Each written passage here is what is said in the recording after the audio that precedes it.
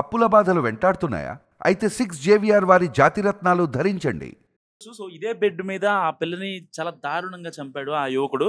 అయితే ఇదే ఎప్పుడైతే అక్కడ జరిగిందో, ఆ ఘటన జరిగిన తర్వాత చాలా మంది ఇక్కడికి చుట్టుపక్కల వాళ్ళు రావటం, మాట్లాడటం జరిగింది. వెంటనే పోలీసులు కూడా రావడం జరిగింది. సో ఇక్కడ కొన్ని మనకి ఆ పాపకి ఫస్ట్ ఎయిడ్ చేసినవో లేకపోతే అలాంటి కొన్ని సర్జికల్ ఐటమ్స్ అయితే ఉన్నాయి చూడండి. ఇవన్నీ ఆ అమ్మాయికి ఫస్ట్ ఎయిడ్ చేసిన థింగ్స్ అవన్నీ. సో ఇక్కడే పడేశారు. యాక్చువల్గా చెప్పాలంటే చాలా దారుణంగా చేశారని చెప్పాలి. ఎందుకంటే అది ఎవరు లేని టైంలో వచ్చి, ఎందుకంటే ఇక్కడ పక్కన అపార్ట్మెంట్ కూడా మనం చూసుకోవచ్చు. ఈ అపార్ట్మెంట్ చాలా క్లోజ్గా ఉంది, మరీ నియరెస్ట్ అనుకోవచ్చు. ఒకవేళ హంతకుడు దూకి వెళ్ళాలన్నా ఈజీగా యాక్సెస్ ఉంది, ఒకవేళ ఆ బిల్డింగ్ నుంచి రావాలన్నా. ఎందుకంటే ఇదే అపార్ట్మెంట్లో ఉన్న ఆ అబ్బాయినే ఇక్కడ పోలీసులు అదుపులో తీసుకున్న పరిస్థితి. సో ఒక రకంగా కీలక పురోగతి అనుకోవచ్చు. ఇప్పటికే ఈ కేసు గురించి దాదాపుగా ఒక 5 టీంలు అయితే దీని మీద వర్క్ చేస్తున్నాయి. అండ్ ఇక్కడ ఒక్కసారి మనం విజువల్స్లో చూసుకుంటే, సో ఇదే ఏరియాలో అక్కడే ఆ పిల్ల రోజు ఆడుకునే పరిస్థితి. సో అక్కడ సీసీ క్యామ్ ఉంది, అక్కడ సీసీ క్యామ్ ఉంది, 2 సీసీ క్యామ్లు ఉన్నాయి. అక్కడ ఒక క్యామ్ ఉంది, అండ్ ఈ గల్లీ స్టార్టింగ్ లో ఒక సీసీ క్యామ్ ఉంది, అండ్ ఈ గల్లీ డెడ్ ఎండ్ లో ఒక సీసీ క్యామ్ ఉంది. సో ఈ 2 సీసీ క్యాముల్లో కూడా ఎక్కడా కూడా కనీసం విజువల్స్ కూడా రికార్డ్ అవ్వలేదు. ఎలాంటి పరిస్థితుల్లో అయినా సరే ఒకవేళ వాడు అంటే ఒక రకంగా అతనికి తెలిసే జరిగిందని చెప్పొచ్చు. ఎందుకంటే అతనికి ఈ సీసీ ఫుటేజ్ అసలు కెమెరాస్ పనిచేస్తున్నాయా లేదా, ఎక్కడి నుంచి వస్తే ఎలా చేయొచ్చు, ఒకవేళ సీసీ కెమెరా పనిచేస్తున్నాయి అనుకుంటే నార్మల్గా అబ్బాయి అలా వచ్చి ఆ బిల్డింగ్ నుంచి దీని మీద యాక్సెస్ చేయొచ్చు. సో ఎట్టి పరిస్థితుల్లో ఇక్కడ దారుణం అయితే జరిగింది. చాలా అంత చిన్న పాపని ఇంత క్రూరంగా చంపడం అనే థాట్ నిజంగా అసలు ఆ సంజయ్కి ఎలా వచ్చిందో ఏందో అనేది పోలీసులు ఇంకా నిర్ధారించాల్సింది. నిజంగా చాలా బాధాకరమైన విషయం. ఎంత దారుణం అంటే ఒక రకంగా మనం చూసుకోవచ్చు. కుకట్పల్లి సంగీత్ నగర్లో ఎవ్వరూ లేని సమయంలో ఒంటరిగా ఉన్న 11 ఏళ్ల బాలిక సహస్రని గుర్తు తెలియని వ్యక్తులు దారుణంగా హత్య చేసిన ఘటన నిజంగా చాలా మందిని కలిచివేసింది. చాలా మంది తల్లు శోకసంద్రంలో మునిగిపోయారు.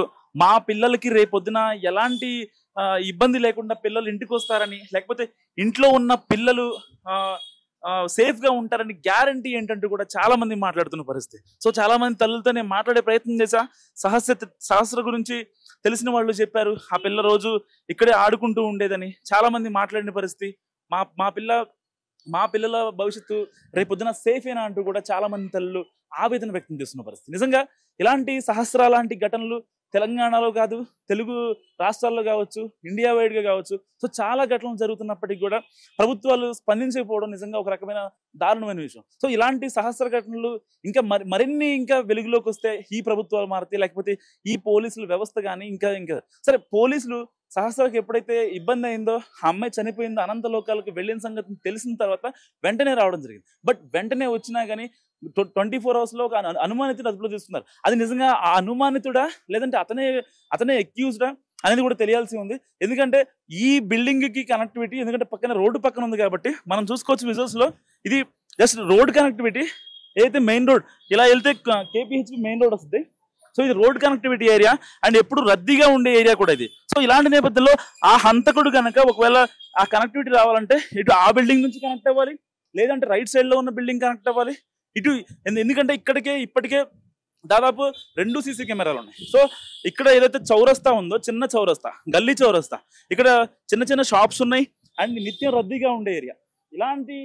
ఇలాంటి టైంలో ఆ అక్యూజ్డ్ ఎవరైతే ఉన్నారో ఒకవేళ వచ్చినా సరే దాన్ని అతను పట్టుకోవడం కష్టం. సో ఒకవేళ ఇక్కడ సీసీ కెమెరా పనిచేస్తున్నప్పటికీ అది ఉందా లేదా అనేది అతనికి ఆల్రెడీ తెలుసు కాబట్టి, ఎందుకంటే ఒక టార్గెట్ ని ఫిక్స్ చేశాడు, పక్కా ప్లాన్డ్ గా చేయాలనుకున్నాడు. సో ఆ అమ్మాయి అతని టార్గెట్ కాబట్టి ఎలా అయినా చంపాలనుకుంటే, మరి తల్లిదండ్రులతో విభేదించా లేకపోతే వాళ్ళతో గొడవలా, ఆ అమ్మాయిని అత్యాచారం చేసి చంపేశాడా, లేదంటే మెడ మీద 20 కత్తిపోట్లు పొడవాల్సిన అవసరం ఏమొచ్చిందని చాలా మంది మాట్లాడుతున్నారు. కనీసం అమ్మాయి గురించి నేను సహస్ర గురించి ఇక్కడ ఉన్న కాలనీ వాళ్ళతో చాలా మందితో మాట్లాడే ప్రయత్నం చేశాను.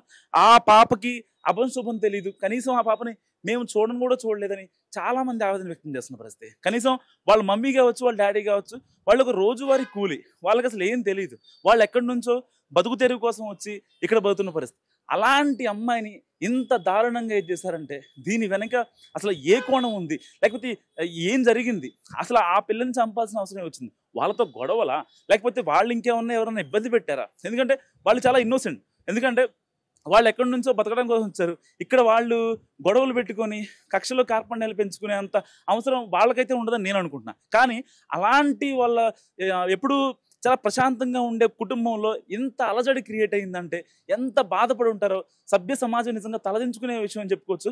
సో ఏదైతే నా పక్కన కనిపిస్తున్న బిల్డింగ్ ఏదైతే ఉందో దానికి కనెక్టివిటీ ఉంది కాబట్టి ఒకవేళ హంతకుడు దాంట్లో వచ్చాడా? ఎందుకంటే ఎప్పుడైతే సహస్ర హత్య జరిగిందో ఆ తర్వాత వెంటనే పోలీసులు రావడం జరిగింది, చుట్టూ ఉన్న స్థానికులు రావడం జరిగింది. ఆ తర్వాత పోలీసులకు ఇంటిమేషన్ ఇచ్చారు. ఇక్కడ లోకల్గా ఉన్న కొంతమంది కాంగ్రెస్ పార్టీ నాయకులైనా, ఇంకా బీఆర్ఎస్ పార్టీ నాయకులైనా, ఇంకా ఓవరాల్గా ఎమ్మెల్యే కావచ్చు, ఇంకా చాలా పొలిటికల్గా ఇష్యూ టర్న్ అయింది కాబట్టి దీని మీద చాలా చాలా ప్రెజర్స్ అయితే ఇటు పోలీసు వాళ్ళకి కూడా ఉంది. సో ఎలా అయినా సరే దీన్ని ఛేదించాలని చెప్పి పోలీసులు కూడా చాలా గట్టిగా ట్రై చేస్తున్నారు. ఇప్పటికే దాదాపు 4-5 క్లూస్ టీంలు కానీ ఇంకా 4-5 టీంలు వర్క్ చేస్తున్నాయి దీని మీద. సో చుట్టూ ఈ బిల్డింగ్ చుట్టూ కూడా పోలీసులు బందోబస్తు కూడా గట్టిగా ప్లాన్ చేశారు. సో ఎలాంటి అప్డేట్ ఉన్నా సరే ఇక్కడ నుంచి ఏసీపీ ఆఫీస్కి వెళ్తుంది, కూకట్పల్లి ఏసీపీ ఆఫీస్కి.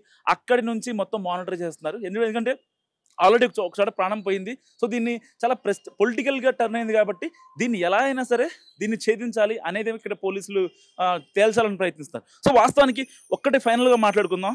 ఇక్కడ ఇంత నడి సెంటర్లో కూకట్పల్లి నడి బొడ్డు మీద ఇలాంటి క్రూరమైన ఇన్సిడెంట్ జరిగిందంటే, అంటే ఇలాంటి ఇన్సిడెంట్ జరుగుతున్నప్పటికి కూడా మరీ దారుణం కదా. కనీసం ఒక 10 ఏళ్ల పాప, అభంశుభం తెలియని పాప మీద ఇంత దారుణంగా అసలు హత్య చేశారు అంటే అది నిజంగా నమ్మశక్యమైన విషయం కాదు. చూసుకోవచ్చు మనం ఒకసారి కిందకి. ఇదే మెయిన్ రోడ్డు.